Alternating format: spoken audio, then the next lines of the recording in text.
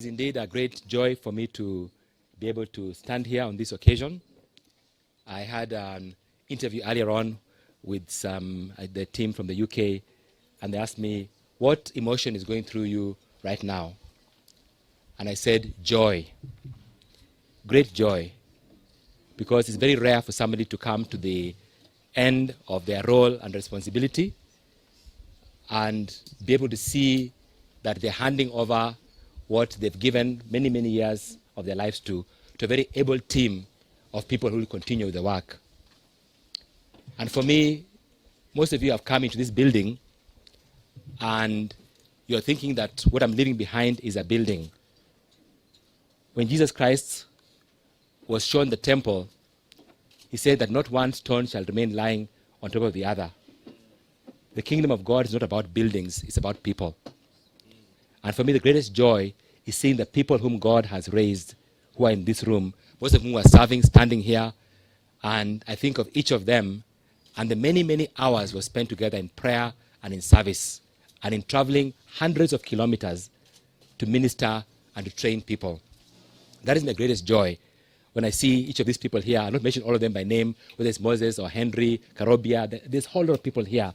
That is my joy, is the people whom God has raised. I think of Joseph Noel there and the work we've done in South Sudan. The many, many times we've come there. In South Sudan, they have what they call the All-Star Hotel. You sleep out in the open without any ceiling on you because it's too hot. And I could say about each of you all the things that God has raised. And when it comes to this building, I think of people like my brother Peter and Jerry, whom the Lord laid the vision to invest in this building. And I could talk about many. So it's the people, not the building. It's the people whom God has given us. And beyond that, I want to thank God very much for my wife, Irene, to be mentioned. And most of you do not realize that when a man leaves home, a woman remains behind, oftentimes by herself. There was a time I was traveling almost half of the year, going to different parts of the world to teach and to train. And I want to thank God very much for my wife, Irene, and the price she has paid.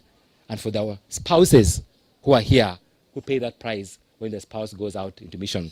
I also want to thank my daughter Tabitha, who is with us here representing the family. She's the only family member here in Kenya. Maybe Tabitha can just stand up and wave. I was told not to say she's the last born. I was told to say she's the what? She's the youngest. Because anything could happen, eh? Our other children are scattered in the diaspora.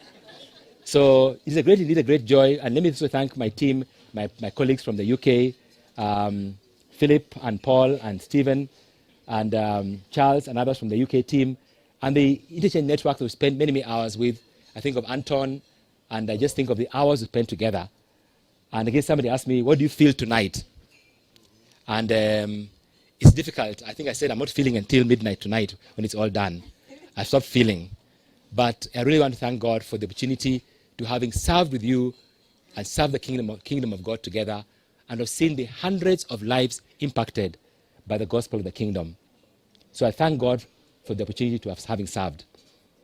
And the one thing I also want to just thank God for is the process through which you are able to go through in electing my successor. And right now, I do want to introduce my successor and his wife, who are here present with us.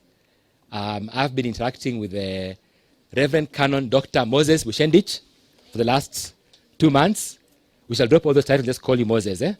But as I've talked with Moses, let me just call him Moses. We'll drop the titles because we are at the feet of Jesus.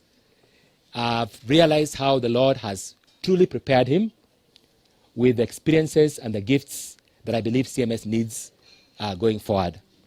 So it is my pleasure and my privilege to invite Moses to just come up and just greet us and introduce his wife to us and say one or two things. As from midnight tonight, please don't call me right now I'm still the director. At midnight tonight, I see he's being the director. So Moses has got about 4 more hours before he takes over.